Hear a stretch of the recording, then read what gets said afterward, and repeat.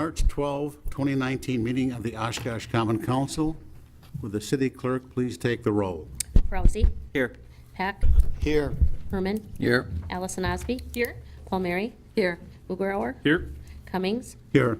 Present 7. Now, would you please all stand while Councilmember Krause leads us in the invocation, followed by the Pledge of Allegiance? We ask for guidance tonight as we begin this meeting. May all those who participate in our discussions and our decisions reflect the values that we cherish in this great city.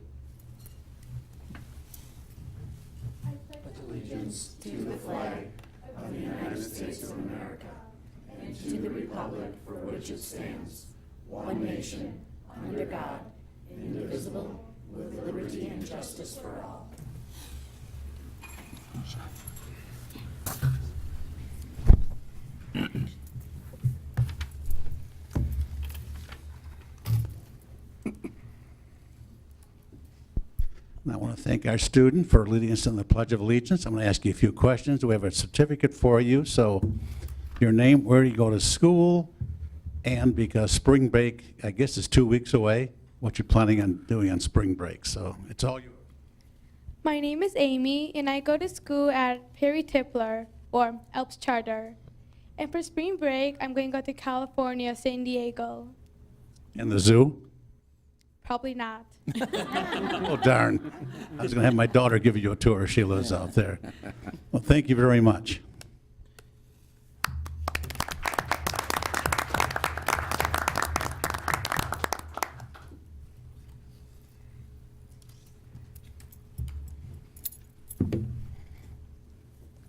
This evening we have two presentations. The first is John Howard with our fire department. So, John, you're on. It's all yours. All mine. Okay, and Holland, Mr. Mayor. Holland. What did I say? Howard. Howard. Holland. We're just up here today tonight to tell you about our first annual award. John? We had, You talk the whole, but not. Mr. Holland. okay, Mr. Holland. How's this? Better? All All right.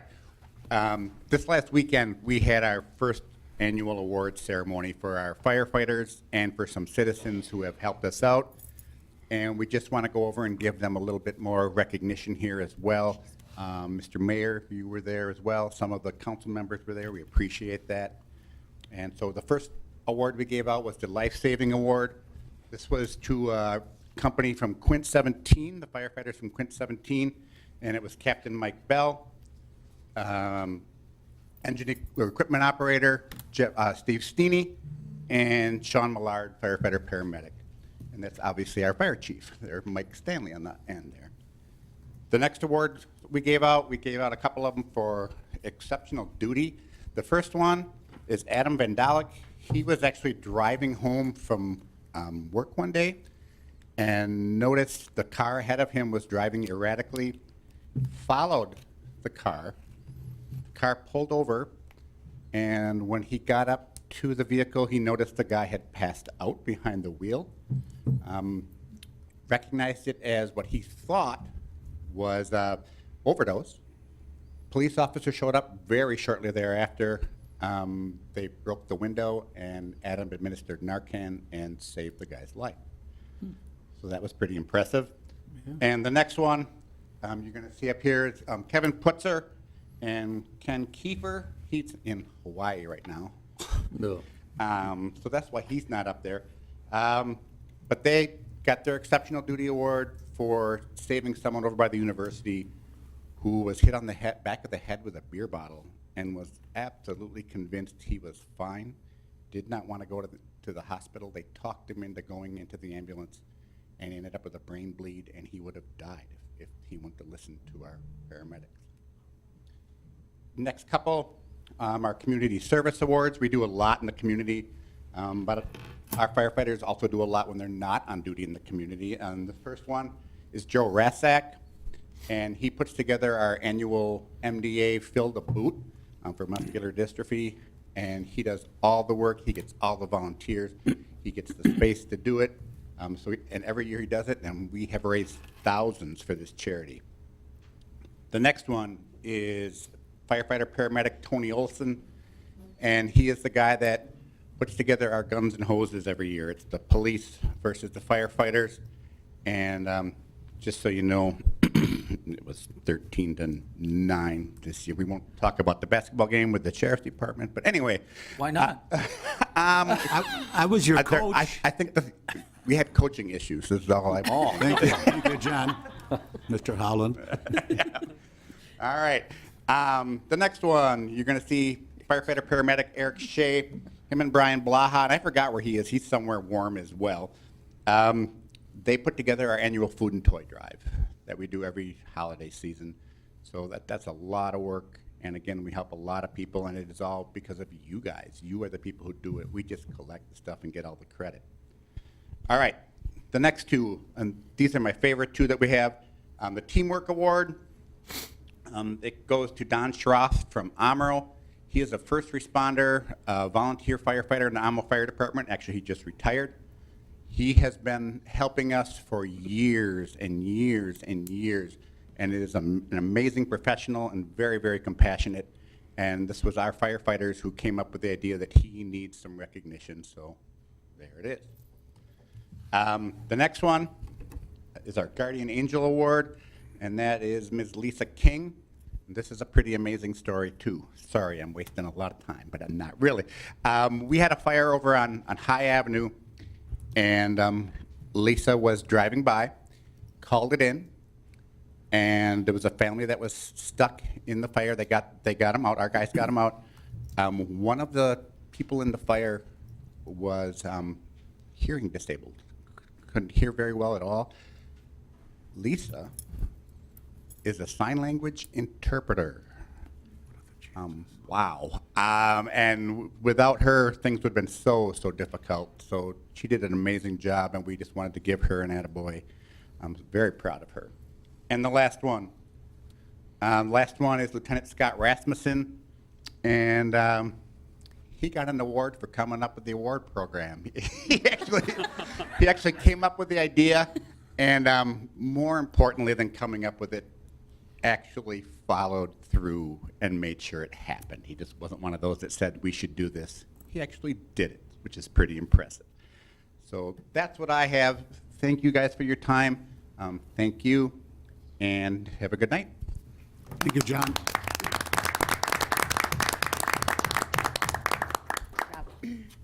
And thank you to all the firefighters, just an outstanding group of men and women. So thanks, John. Next, we have a presentation by the Greater Oshkosh Economic Development Corporation, and I'll ask Jason White to come forward. So Jason, it's all yours. Thank you, Mr. Mayor, Council. Good evening. As you know, my name is Jason White. I serve as the President and CEO of the Greater Oshkosh Economic Development Corporation. And this evening, I'm joined by two of my teammates, Kimberly Medke and also Audra Hoy. This is the third, I call this an event. This is the third event that we've had today. This morning we had an entrepreneurial workshop at the convention center with a handful of resource partners, and then we had another workshop at around the midday today that highlighted tools and resources available for development and redevelopment, and had a really good attendance at those, and I think some of you attended those as well. So really excited about those and what's coming together for our redevelopment efforts. So anyway, a couple of things. So, usually I think we come before you a couple times a year.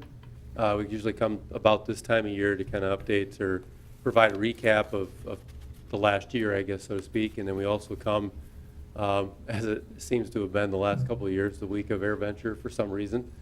We picked that week, I don't know why, to come to give you another kind of a mid-year update. We might move that back a little bit this year, given some of our efforts out there. But anyway, so I think that this presentation is kind of a combination of a recap of 2018 and also how we've started 2019 and what we're looking forward to the rest of the year. So some of this might look familiar, and obviously we also hope to provide some new material for you as well. Is it my responsibility, I think, to flip the slides, right? Okay. Okay. Just real quick, I know you all know this already, but in terms of our areas of focus, that has not changed. Just maybe the way we deliver it is a little bit different. Just given where we're at with our economic cycle right now with, fewer people to take jobs and tight workforce and obviously companies that are growing. But just in sum, our mission focuses on helping existing businesses thrive, stimulating entrepreneurial activity, attracting new business investment, growing our workforce base, redeveloping our downtown, while also promoting our regional area. I think that last bullet point has continued to be, as you can see, some of the metrics from our completed strategic plan will also be in the annual report that we sent out, I think, in Mr. Roloff's report last week, but I also have copies here if you want a hard copy. In fact, I'll probably just leave a few here for your benefit if you want to take it or leave it here at City Hall for other people to view. But what I started to say, I guess I'm getting way ahead of myself here on the slides, aren't I? One of the metrics that we do track, and we're expanding on this with some things that we've already invested in this current year, and I'll talk about our BR&E efforts here in a second, but each year we have grown the number of contacts that we've made with companies in our community, and by that I mean sit-down conversations with business CEOs and executives about what they're seeing in our community, growth barriers they're facing, and opportunities that are presented that we need to follow up on or be aware of, or at least make a referral back to somebody else to follow up on something. And this is kind of a good way that we've identified business expansions that are also happening in our community that we need to get in front of and be a resource for. I mentioned before our regional area. So obviously with Greater Oshkosh, we really try to be true to the greater in that Greater Oshkosh. So really, when you look at our area, I think we've got a relationship with 9 municipalities at present in the Greater Oshkosh community. Obviously, the Oshkosh Area School District, but we also have formed a relationship with Winneconne and then to a lesser extent Omro as well. Omro's not on there because they're not an investor. And so you can kind of see kind of what the municipalities in our map that have supported the efforts of our organization in one way, shape, or form.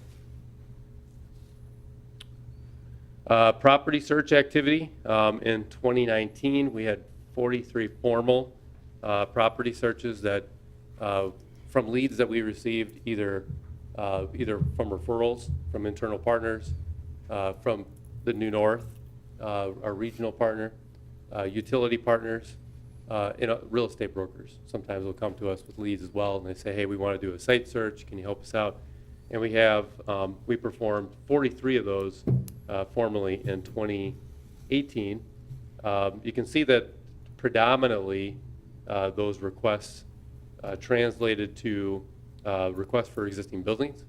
So usually, I think that's become more so right now. Usually when we receive leads, almost always they're looking first for an existing building before they're seeking land.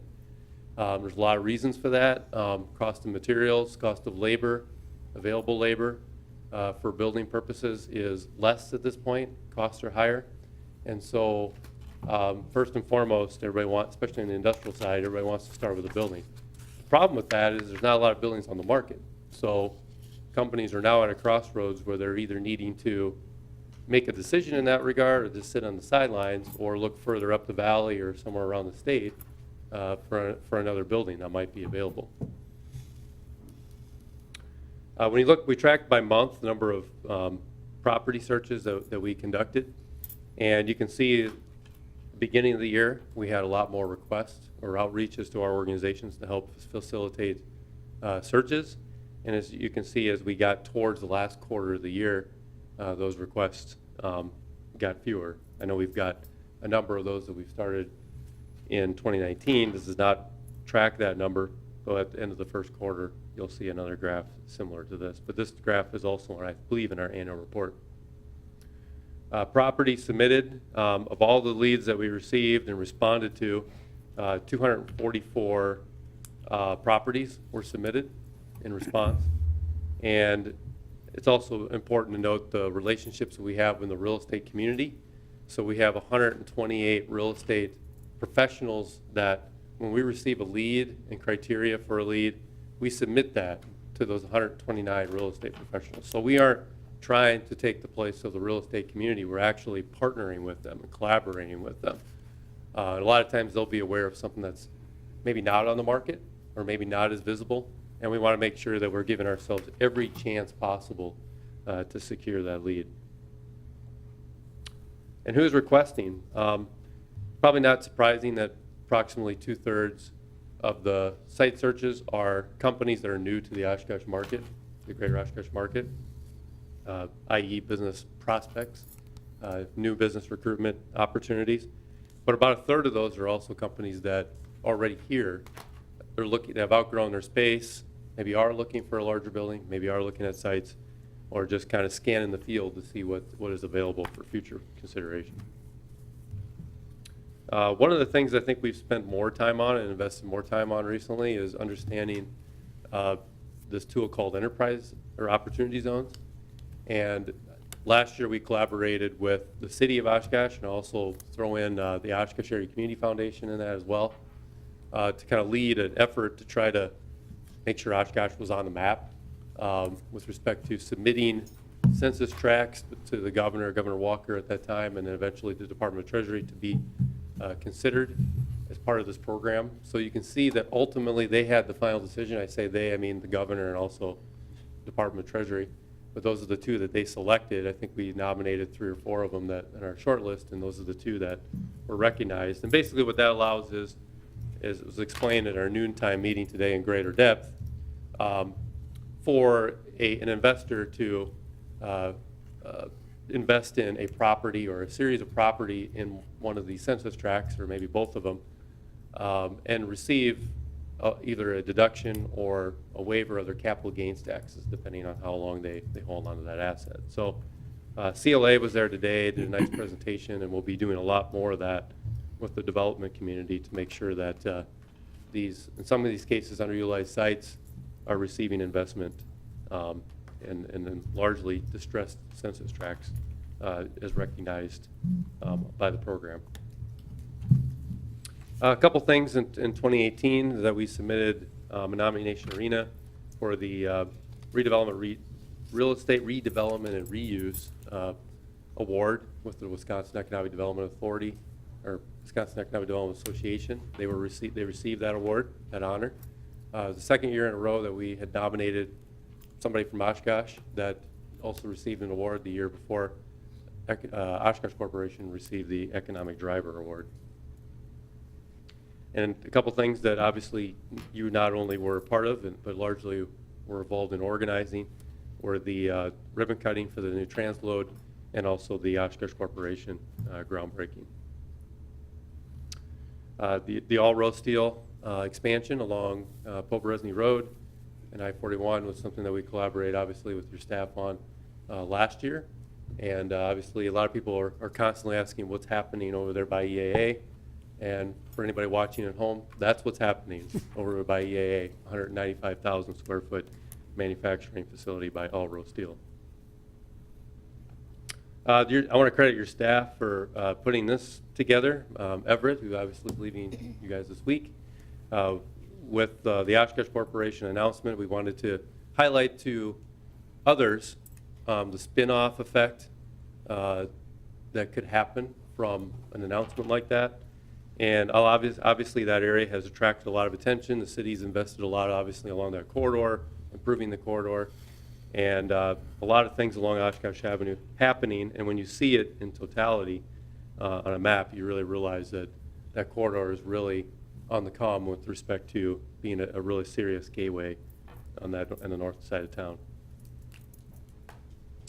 The Greater Oshkosh Capital Catalyst Fund, or Revolving Loan Fund, which obviously was started by this council, the initiative of this council to make resources available to plug a gap in some of the finance needs of early stage and second stage companies in Oshkosh that otherwise could not leverage that help, so far as translated into $580,000 in loans and grants that were committed to companies. And the grant portion of that is through the WEDC funds that have been matched to the city funds, that RLF funds that were committed for that early stage program, the Capital Catalyst Fund. I should say that was RLF, this is Capital Catalyst, $250,000. Something that I think has become a major initiative on the workforce development front is better understanding our own community and how they get to work, or maybe the challenges they have, the barriers they face in trying to get to work. Talked a lot about this program, but the CAR program, and this has involved kind of an unconventional series of partners that have come together to look at this issue. Obviously, you can see we're at the table, but you also see a number of other organizations such as East Central Wisconsin Regional Planning Commission, AmeriCorps, who has been hired through a grant to help manage this program, Make the Ride Happen, which recruits volunteer drivers, and also Workforce Development, which has allowed us to tap a grant to help reimburse the cost of mileage costs of volunteer drivers that want to drive other people to work, either from a volunteer basis or if they want to drive coworkers to work. So this has become a very important thing for our community because there's a number of people that would like a ride to work and do not have a second car in the home or do not have a reliable means of transportation. And I think once we've really looked into this, this is a much bigger issue, not just in Oshkosh, but in our greater community, Winnebago County. And it's really been enlightening to see the collaboration coming together on this. To that end, I want to promote an event tomorrow night at Zeroni's for an effort to try to educate what this program is more about and also to encourage those who might be interested in becoming a volunteer driver in terms of driving other people to work on their own time or become a regular driver. So that information meeting is tomorrow night at Zeroni's from 5 to 7, so I'd encourage anybody that's interested in this program to come out and learn more about it. Events and workshops, we're visible not only here but throughout the region. Next week we're going to be at In Development with the city to talk about the different projects and initiatives that we have underway. That's a development event that attracts a lot of developers throughout northeast Wisconsin, so obviously we want to continue to get the development community interested in terms of what we have going on here. And then also thank you very much for allowing us to be a part of the State of the City address and event, and we plan to be there also next week as well. We had various events in our own region. We had an event in Winnebago County to kind of introduce ourselves to the business community there. We also had a event with two events with Fond du Lac. One at the Dock Spiders. We invited our manufacturers to come from here down there to network with their manufacturers. And we also had an event at Menominee Nation Arena that was similar, where their manufacturers came up here to network with our manufacturers during a herd game. We also had a couple of talent-related events with aviation and STEM careers in our region.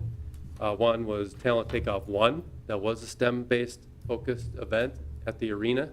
So we had larger employers there like Oshkosh Corporation and Mercury Marine and others that are looking to hire a highly technical engineering type of candidate. And then we also had another event at AirVenture, a week-long event where we just had a booth and we just gave space during that week to various companies that wanted to go in and basically conduct a job fair for their positions, which is also an event we plan to do again this year at AirVenture. It's been a good exposure, not just on the talent side, but also from a business development side as well. Looking ahead, I talked about our BR&E efforts. We have made a good investment, a healthy investment in a program called eSynchronist, which is available through Blaine Canada, which basically is an analytical program, something I've wanted to do since day one, since I came, is to take our BR&E efforts to another level. And talking to companies about their views about the community, rating a number of different services, workforce, potential ability to recruit, opportunities, challenges, so that we can not only track that on a business-to-business basis, but better understand trends of what our companies are facing here and communicate that back to you folks and other stakeholders that we work with in the community as well. We also invested in a program called Opportunity Manager with software through that program so that when we have presentations like this, we're not scrambling to pull together our activity and our metrics, but that we're better tracking that on a regular basis. On our workforce development side, I mentioned the employment fairs that we were part of, Catch a Ride, but we also had a meeting last week or a week before with some members of the Winnegamie Home Builders Association to get their input as to how they view the Oshkosh market and the greater Oshkosh market as a place to build single-family homes. Very revealing. It was such a good session that they want to have more of these and have them more maybe on a regular basis, on a quarterly basis perhaps. And so we have got some initial notes that we have submitted to your staff, and we will have conversations about that, how we compare with other markets and ability to not only compete for single-family investment, but also what other markets are doing well, and maybe how we can emulate some of those folks and what they're doing well in their partnerships with developers. I talked about the continued analysis of opportunity zones and putting that on the map with other programs like the New Market Tax Credit Program, Historic Tax Credit Program, and the like. And also, again, continuing to get our RLF and Capital Catalyst program out there and are promoting being a good spokesperson or spokes organization for what's happening in our region and also our community along the I-41 corridor. So with that, that's basically a summary of kind of what we've been up to, and I'll pause and see if you have any questions. Any questions from council? Would you like to share any of the highlights from the Winnegamie Home Builders feedback?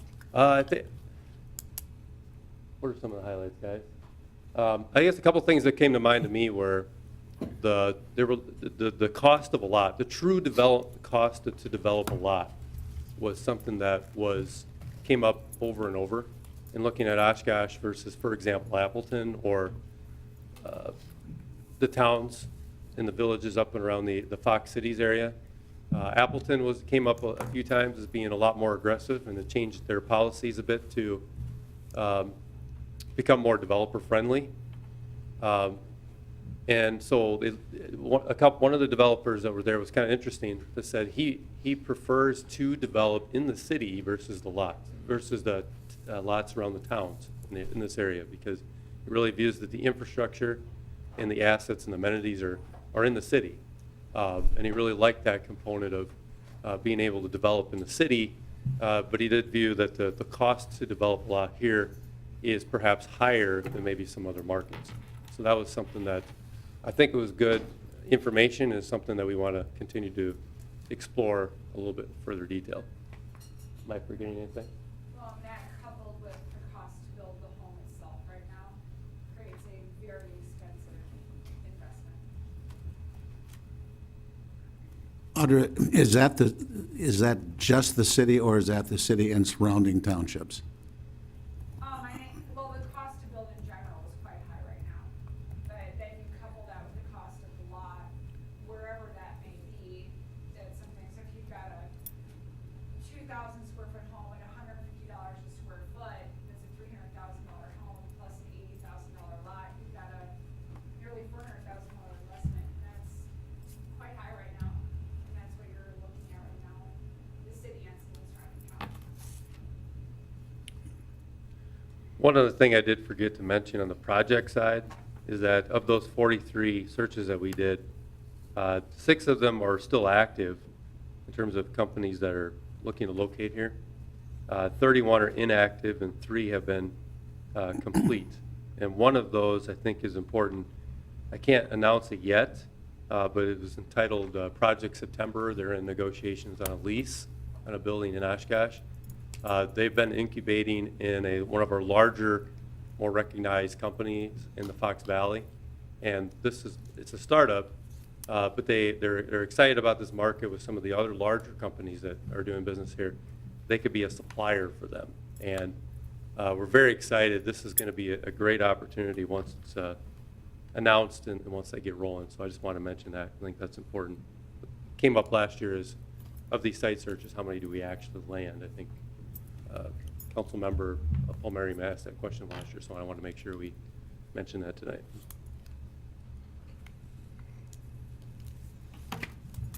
If there are no further questions, thank you, Jason, Thank you. Audra, and Kim. Now, you can stay and watch the meeting like the kids, or you can go home and do your homework.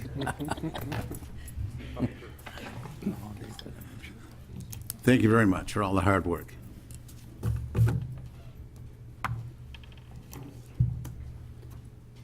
We have one public hearing tonight and require me reading it 3 times before there is a vote, so I'll begin with the first reading. It's Resolution 19-132, approve final resolution for special assessments for concrete pavement, asphalt pavement, sidewalk, new and rehabilitation, driveway apron, sanitary sewer main and laterals, new and relay, water main and laterals, new and relay, and storm sewer mains and laterals, new and relay, relating to contract number 19-04, Hazel Street, from Washington Avenue to East New York, or East Irving Avenue. Second reading, Resolution 19-132, approve final resolution for special assessments for concrete pavement, asphalt pavement, sidewalk, new and rehabilitation, driveway aprons, sanitary sewer main and laterals, new and relay, water main and laterals, new and relay, and storm sewer mains and laterals, new and relay, relating to contract number 19-04, Hazel Street, Washington Avenue to East Irving Avenue. Third and final reading, Resolution 19-132, approve final resolution for special assessments for concrete pavement, asphalt pavement, sidewalk, new and rehabilitation, driveway aprons, sanitary sewer main and laterals, new and relay, water main and laterals, new and relay, and storm sewer mains and laterals, new and relay, relating to contract number 19-04, Hazel Street, Washington Avenue to East Irving Avenue.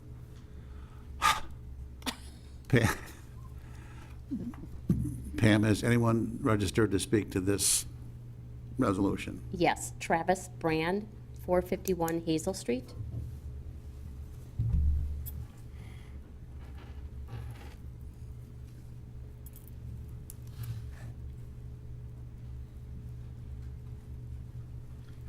Hi, Travis Brand. I have questions how you see this assessment as going with your previous statement saying that the total assessment against a parcel shall not be greater than the benefits accrued thereto from said improvements. How you think these parcels are getting, value from $8,000 to $17,000 assessed against them? How these families are gonna see that benefit when they have to pay this? How you think that fits with your statement that it's not greater than the improvements? Mr. Fitzgerald, would you like to answer that? Sure, I'd be happy to answer that. For Patrick. I'm not doing well with the names. I think the concept behind that is the property owner benefits from the improvement not only to the roadway but also the infrastructure. And the opportunity for them to have, excuse me, to have a working street that is not in disrepair provides them that opportunity to improve their property value, improve their ability for resale. If we have a home that's in an area that has roadways that are deteriorated or are at the lower end of our PASA rating or may have extended utilities that are several decades old, it makes it much more difficult for that individual to sell that home or even have it assessed at a level where it's provides them an opportunity to realize any kind of improvement on their initial investment. So you're telling me that I will be able to sell my house for $11,000 more after you finish this? I think the concept is that without regular improvements to those roadways, the citizens don't have as great an opportunity to realize the benefit that they can when they have the opportunity to sell their home. And the only other thing I would add is that the assessments are done according to a policy and the way that the city has determine to reasonably assess those between the various properties. So we do have a special assessment policy that, if you would like a copy, I'm sure the Department of Public Works can get a copy of that for you. Yeah, okay, I'll get a copy. Thank you. Mr. Godey, did you want to say anything? Okay, thank you. I'll bring it back to the council for a motion and a second. So moved. Second. Discussion? Would you please take the roll? Krause, Aye. Pack, Aye. Herman, Aye. Allison Osby. Aye. Palmieri, Aye. Mugrower, Aye. Cummings, Aye. carried 7. We'll now move to citizen statements to council. Has anyone registered to speak? Yes. Antonio Zabita, 420 Wagoo Avenue, Apartment A. Let me just read, the citizens are to address the council only. Statements are limited to 5 minutes, must address items that are not listed on the council meeting agenda, are limited to issues that have an impact on the city of Oshkosh, and the common council may address at a future meeting, and must not include endorsements of any candidates or other electioneering. Will the gentleman please come forward? That was Mr. Barney. Yeah. Okay. Okay. We'll move on to the consent agenda items. These are items of a routine administrative nature that are voted on by the council in a single roll call vote. Staff recommends approval of all items. Any member of the public or common council may request that an item be removed from the consent agenda for discussion. Pam, is anyone registered? No one is registered. All right, therefore I'll bring it back to the councilor for a motion in a second. So moved. Second. Discussion? Deputy Mayor Palmieri. Thank you, Mayor. So, Mr. Burrich or Mr. Davis, regarding Resolution 19-135, and I'm going to reference through 140 only because some of these questions don't necessarily address each of these resolutions, but they all relate to one another. Just 2 things. One is, I noticed that there are references to some temporary cul-de-sacs until such time that easements would, so, like, how long would we be talking that we'd be living with cul-de-sacs and additional weird snow removal demands and things like that until such time that those temporary would be Those modified? temporary cul-de-sacs are put at the edge of the plat, so they're actually going on to the adjacent, generally half, I don't know where Steve is. They're going on to about half of the property, and they'll be there in that state until such time as the additional plat to the west gets developed. Steve? Anything else? No, correct. It really depends on how fast the next phase of the development continues on. Okay. And then the second question relates to reference of trail maintenance by Parks Department. So that would be Mr. Mauer.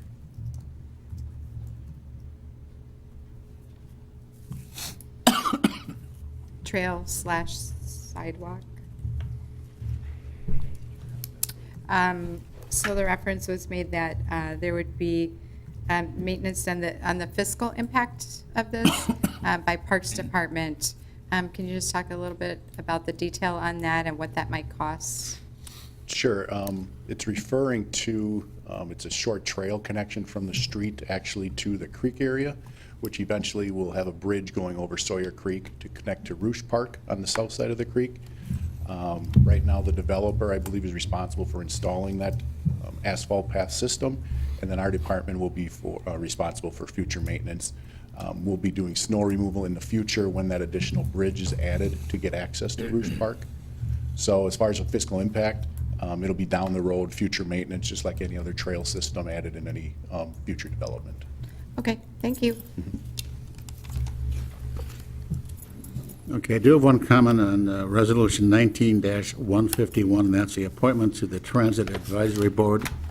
I would like to thank Councilmember Allison Osby for bringing a individual to this board. I've spent the last 4 years plus looking for people for our boards and commissions. And just to remind the council, it is not only the mayor's duty or job to find board and commission members, but it's up to the entire council to help us find people, as well as city staff. So it's very tough to get people to serve on these boards and commissions. So I thank you, Councilmember Allison Osby, for bringing us a very qualified candidate. You're welcome, Mayor. I see no one else wishing to speak, so would you please take the roll? Rosie? Aye. Peck? Aye. Herman? Aye. Allison Osby? Aye. Palmieri? Aye. Mugrower? Aye. Cummings? Aye. Carried 7. There are no items removed from the consent agenda, so we'll move on to pending ordinances. The first is ordinance 19-153. Approve closure of Oregon Street from West 16th Avenue to West 21st Avenue, including the intersection of West 20th Avenue, Oregon Street. Pam, No one is registered. bring it back to the council for a motion and a second. First reading. I'm sorry. No, it's not. No, it's not. No. It's not. It's an ordinance. So moved. Second. Second. Discussion? Would you please take the roll? Just one. I'm sorry, Mr. Moore. That's all right, I wasn't quick enough on it. Actually, just, I think one quick one for Mr. Godey or Mr. Robbie, if they can just confirm it. I didn't have a chance to drive it in the last couple days. Can you confirm that it's been properly noticed on the street? Because I noticed, obviously, the allows temporary closure. I think I saw the date in here, as of March 12th, so it could close effective At our tomorrow. pre-construction conference last week, they were planning on getting the signs out last week. I have not personally driven it to make sure they did. I believe the closure was scheduled to start next Monday.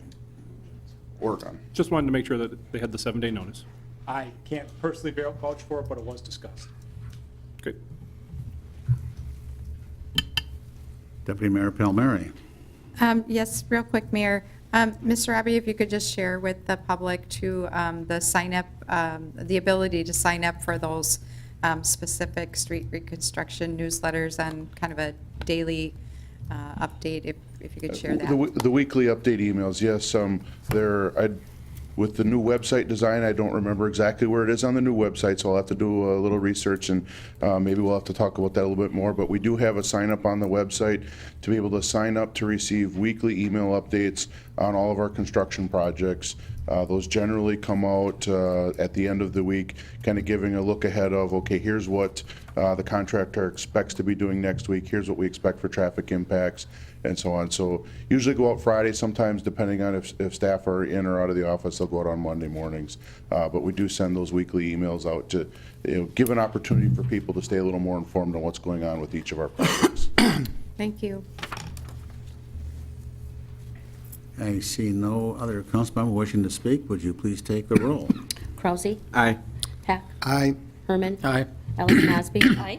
Palmieri? Aye. Mugrower? Aye. Cummings? Aye. Carried 7. Ordinance 19-154, amend floodplain overlay zoning ordinance to adopt flood insurance study dated December 2017 for Sawyer Creek hydrology and hydraulics analysis. Adopt letter of map revisions dated 3/27/2019 for portions of Sawyer Creek. Adopt revised FEMA firm map numbers 55139 C0215E, 55139 C03308, and 55139 C0310E, create flood storage district. The Plan Commission does recommend approval. Pam, No one is registered. look for a motion and a second. So moved. Second. Discussion. Mr. Burrish. Would you, it's a very long, lengthy ordinance. Would you please kind of explain to the citizens what exactly we are doing? I know we Basically, talked about this before, but. Sure. Basically, what we're doing is approving the new flood insurance rate maps. Right now, we're for the Sawyer Creek watershed, which includes mapping of flood storage districts within the community, within the city, in that area. Basically, what it's doing is updating an 03 study that we did. We now have better data out there. We've done improvements to that area. So they're based on the proposed study and the proposed maps. There should be a lot of people should be seeing benefits to their flood insurance rate, or potential insurance rates, because the vast majority of people actually lost area from the mapped floodplain. Now, this still requires us to have, in order for this to move forward, we still have to have our counterparts at the county adopt the flood storage districts, and that will make sure that we can go forward with the actual mapping as proposed, but that's still in process yet at the county. So the big benefit to the citizens is hopefully lower insurance rates. Hopefully, yeah. I mean, Hopefully. if you look at if we went to our website or the planning services page and you saw the proposed before and after maps, you can see some dramatic changes within the map floodplain areas based on the new study. And this again builds upon the new bridges that we've done, the detention basins, things like that. Okay, thank you. I see no one else wishing to address this ordinance. Would you please take the roll? Rousey. Aye. Pack. Aye. Herman. Aye. Allison Osby. Aye. Palmieri. Aye. Mugrower. Aye. Cummings. Aye. Carried 7. We have 3 new ordinances, the first of which we will not take any formal action on, and that's ordinance 19-155. Approve zone change from heavy industrial HI to heavy industrial with plan development overlay HI-PD at 2661 West 20th Avenue, and the Plan Commission recommends approval. Pam, no one? Did No anyone? one has signed up. All right. Next is ordinance 19-156. It's 6, establish street grades, Casey's Meadow, 4th edition, and the staff recommends waiving the rules. So we need a motion to waive the rules to vote on this at the first reading. No one has signed up also. I'm sorry. No. Mr. Peck. Mr. Mayor, I would make a motion to waive the rules on staff recommendation and approve on the first reading. Second. Second. Discussion? Could you please take the roll? Rousey. Aye. Pack. Aye. Herman. Aye. Allison Osby. Aye. Palmieri. Aye. Mugrower. Aye. Cummings. Aye. Carried 7. We'll now vote on ordinance 19-156, establish street grades, Casey's Meadow, 4th edition. Need a motion and a second? So moved. Second. Discussion? Would you please take the roll? Rousey. Aye. Pack. Aye. Herman. Aye. Allison Osby. Aye. Palmieri. Aye. Mugrower. Aye. Cummings. Aye. Carried 7. Next is ordinance 19-157, authorize public construction for Casey's Meadow, 4th edition, and staff recommends waiving the rules. Mr. Peck? Pam, anybody there? No one is registered. With that, I would move to waive the rules on staff recommendation to approve on first reading. Second. Discussion? Would you please take the roll? Rousey. Aye. Pack. Aye. Herman. Aye. Allison Osby. Aye. Palmieri. Aye. Mugrower. Aye. Cummings. Aye. Carried 7. Next is ordinance we'll be voting on ordinance 19-157, authorize public construction for Casey's Meadow, 4th edition. So moved. Second. Did anyone sign up? No. Discussion? Would you please take the roll? Rousey. Aye. Pack. Aye. Herman. Aye. Allison Osby. Aye. Palmieri. Aye. Mugrower. Aye. Cummings. Aye. Carried 7. We have one new resolution, which is Resolution 19-158, rescind personal property taxes, Festival Foods, Titan Fest, Inc., $23,331.47. Has anyone signed up to speak to this? No one has signed up. Bring it back to the council for a motion and a second. So moved. Second. Discussion, Councilmember Allison Osby. Thank you, Mayor. I see that Trina is already heading up. So what I'd like to have is Ms. Larson kind of talk about this a little bit. While this is obviously on our agenda pertaining specifically to festival foods, it also does indicate a larger issue that we certainly have as a council, and certainly Ms. Larson will have moving forward with working with the cash flow with our budget. So could you speak to this, please? Sure. I want to thank the council for this opportunity to speak with us. We did speak briefly about this at our meeting with the legislature, And we are sending the memo off to them that you've been given in your packets today. And so what this really stems from, in the 2017 through 2019 biannual budget, they exempted another class of personal property. What they exempted was machinery. The legislature's intention was to keep municipalities whole. However, when they created this exemption, they only funded machinery in Schedule C. You ask, how many schedules are there? There's probably at least 10 other schedules, of which several of them contain machinery, thereby creating a shortfall in revenue. Because although the legislature funded machinery under Schedule C, they are not funding any machinery which is now being exempted in several other schedules, now creating a ongoing shortfall.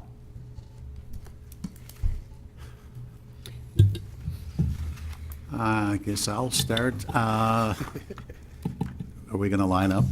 This is another case of the folks in Madison, our legislatures, taking away something from the communities, not just Oshkosh, promising to make us whole and failing to live up to their promise. Is that it in a nutshell? That's exactly that. When we did bring this subject up with the legislature, they did come back with a very loud response of, our intention was that you were made whole. And the whole part of it would have been if the exemption would have only remained under Schedule C. However, when the Attorney General issued an opinion that machinery fell in several other schedules outside of Schedule C, we were no longer whole, and we will continue to be shorted because they're no longer required to report this machinery in any of these schedules. And so we're being kept whole only for what was reported in 2017 under Schedule C. Any purchases after that no longer are reported or even on paper, and the city will experience significant lost revenue from this. Councilmember Herman. Thank you, Mayor. Ms. Larson, this is different than the dark store issue that we've been fighting with the big box stores. So this is just, could you kind of go over a little bit of the difference for our citizens that are listening in, that this is not the same issue that we've been arguing about and fighting with on the dark store. This is a secondary issue connected to basically big box stores, correct? It could be, so I wouldn't actually just relate it to big box retail stores. It could be any local businesses. Every business really creates a personal property schedule. What I would relate it back to is many years ago, the legislature exempted tax-exempt computers. And what they did is, in the same case, they created a revenue stream replacing what businesses were paying with monies from the state. However, where the issue is lying in this new exemption, when they exempted and funded only one schedule. However, the broad definition of machinery is open into several other schedules. It's as effective as what's being done with the black store in regards to the communication, the leagues that businesses participate in. You're seeing those communications going out. Are you aware? Have you filed for this exemption? Have you requested refunds? Because local businesses are being made aware of this new exception and are being encouraged to come forward and ask for the refund. So as effective as communication as the dark store, but not directly related. I don't know if other staff would have other comments, but that would be my perspective. Just one final, where will we be pulling the money to pay this back? I mean, as it comes out of our reserves, out of our operating budget? And in your memo, you state that we probably will this is 23,000 plus, but you estimate we may be up to $83,000. And I would be very honest with you, is that's a conservative estimate. That's the dollars that we can just quantify right now of lost, personal property value. What we know we are losing is that $7,800,000. So what it's essentially doing is it's taking our total assessed value, which includes personal property, and reducing it right off the top by $7,800,000. What that truly does is that takes that pie of how we spread our tax rate and it reduces it, and it will have impact on residential and business. But I would see that primarily a portion of this being passed on to residential homeowners, because we do have $7,800,000 right off the top of less value. Councilmember Allison Osby. Actually, Ms. Larson just answered the question, because that's what I was wondering is what, impact. I was thinking it was like 3 or 4 million. I didn't realize it was 7.8.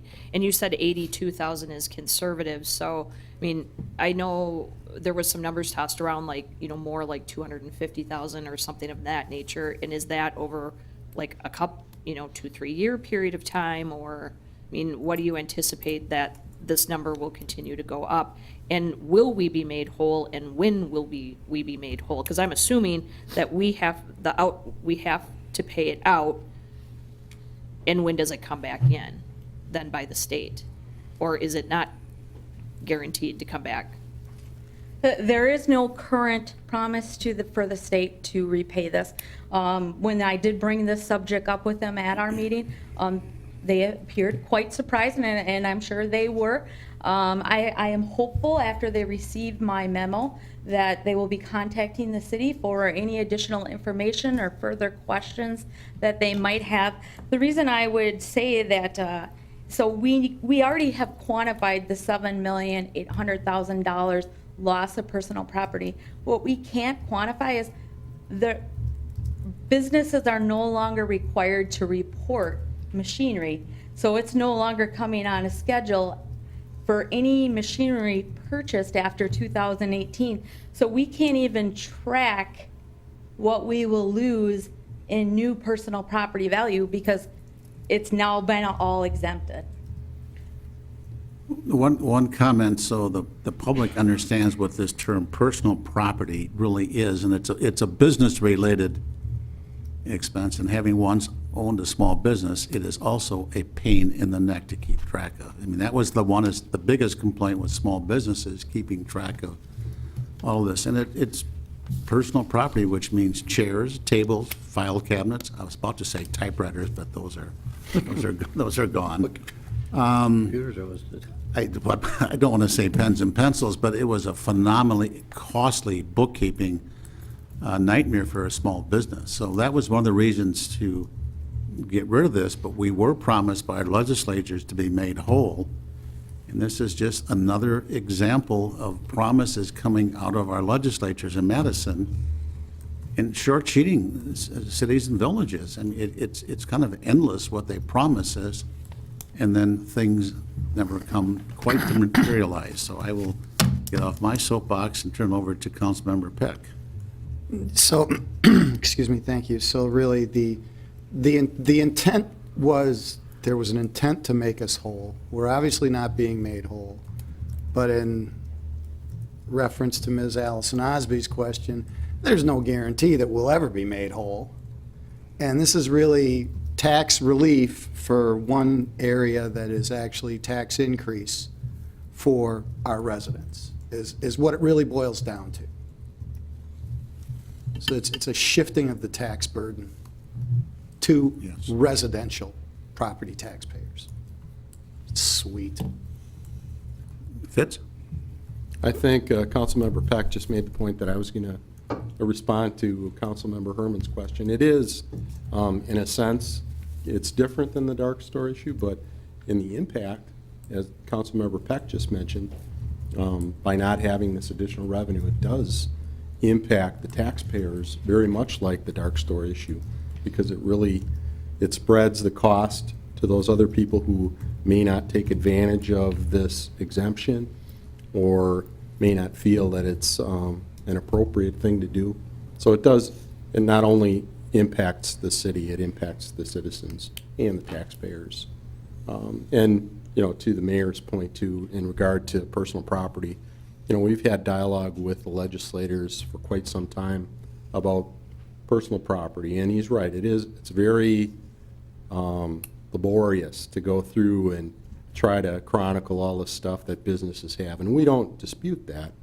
And we've talked to them about the idea that, if they do away with this, we don't have a problem with that as long as we're made whole, and that's really the sticky point. I think Finance Director Larson did a real nice job explaining that. Deputy Mayor Palmieri. Thank you, Mayor. So I guess speaking to impact, I believe that with Dark Store, there was a rough estimate that it was a tax burden shift of approximately like 5% with that. Where would this fall in terms of a rough estimate tax burden shift? If I was just going to take a guess without looking at the assessment roll, it's probably going to be another couple percent. If you take all the personal property, and if as time goes by they shift it all to the exempt category, we could easily lose another $100 million of value. Thank you.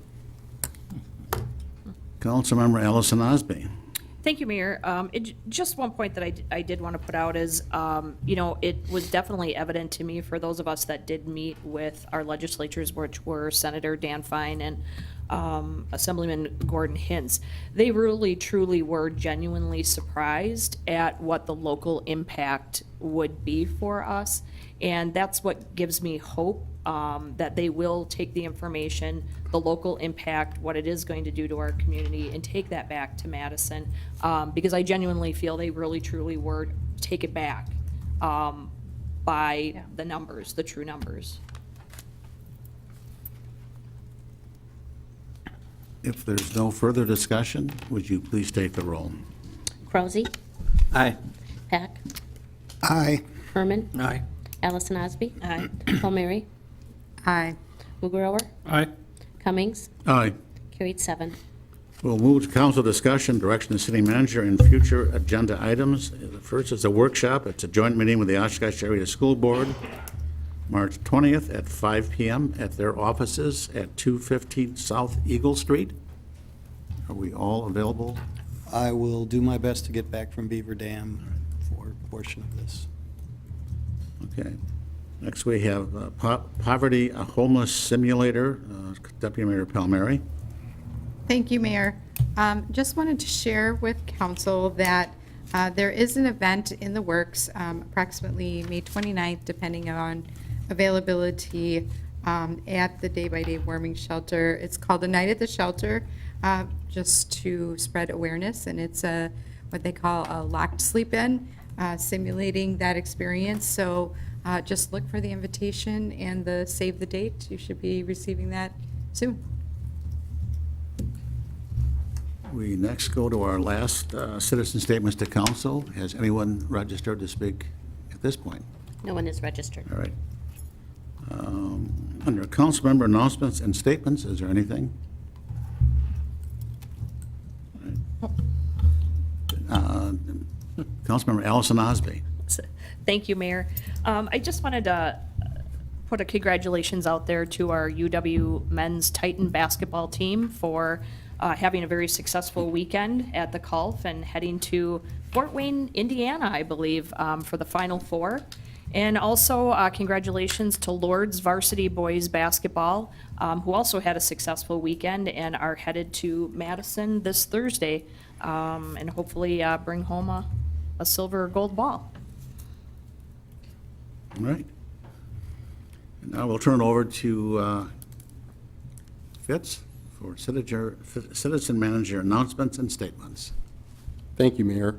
The majority of the items that are listed here are pretty routine. We have a purchase of a vehicle, for the Parks Department. We have professional services agreements for the museum, and also with McMahon Associates for commercial building plan reviews. The Oshkosh Corporation update and public improvements, tax incremental finance plan and timeline. I think you're familiar with that. We have a free family bingo event on March 17th. We have State of the City coming on March 18th. I know you're all aware of that. We hope everybody turns out.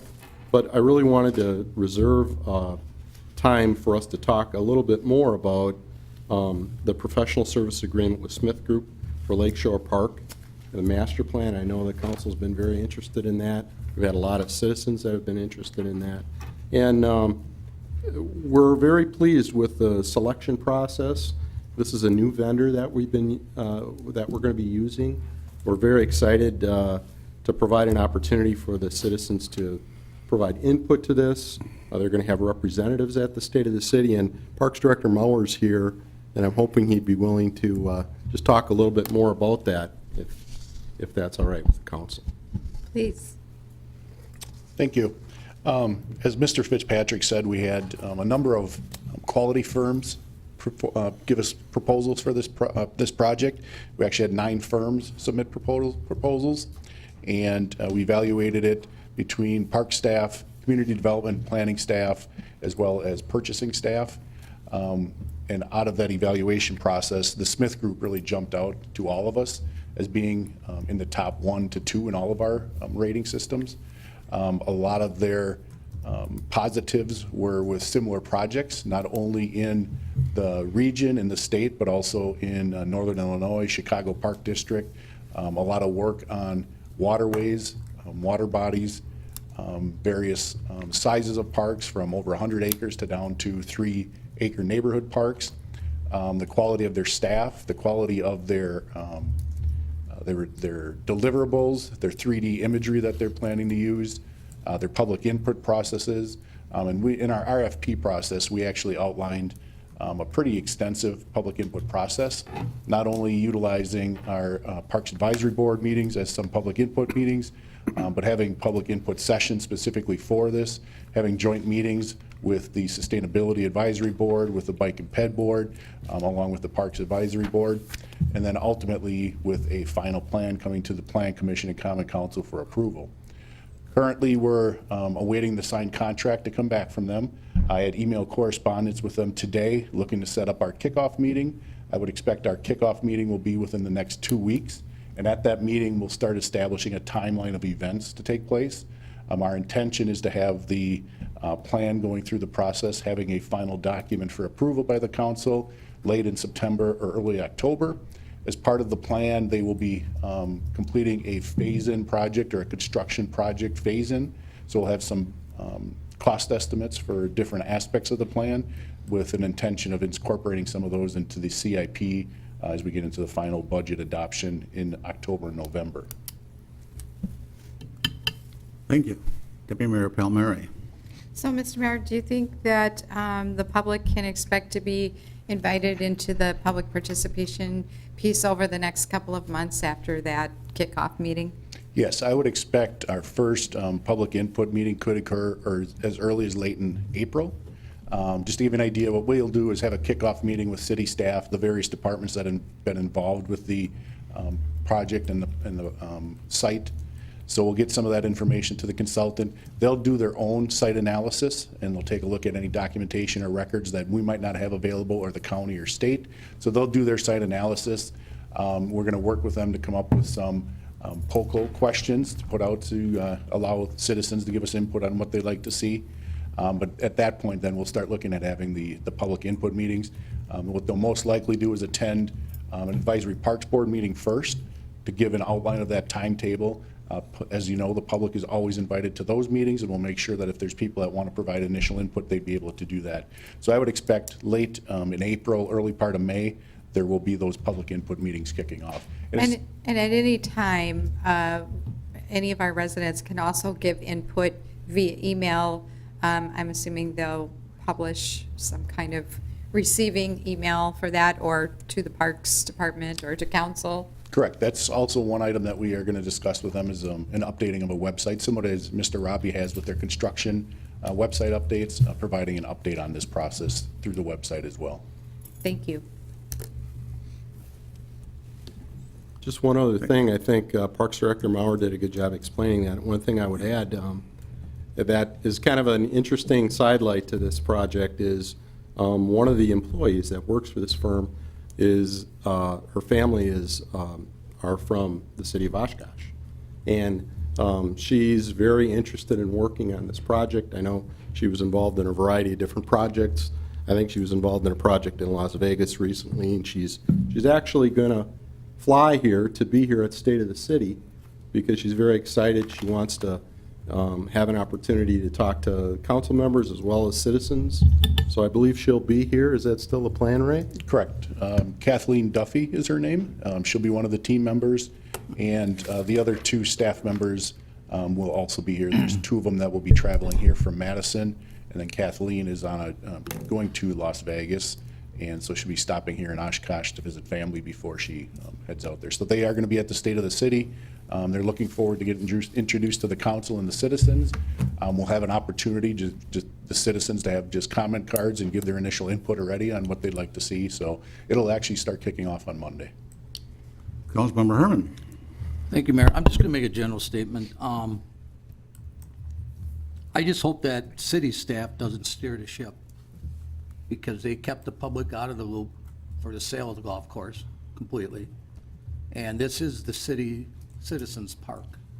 So I hope there's no perceived notion of what it's going to look like. The Riverwalk already is going to be there. That was a given, which I think all of us are in favor of in the first place.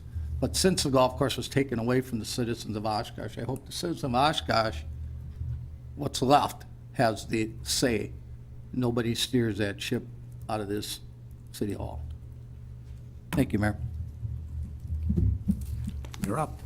I would just respectfully disagree with Councilmember Herman. I don't think that the park was taken away from the citizens. I also think there was numerous opportunities for people to participate in public information sessions.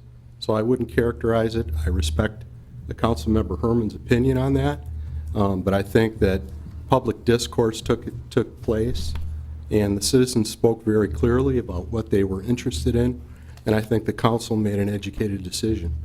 And I think it's important for us to move forward from that point so we can continue to progress with this community.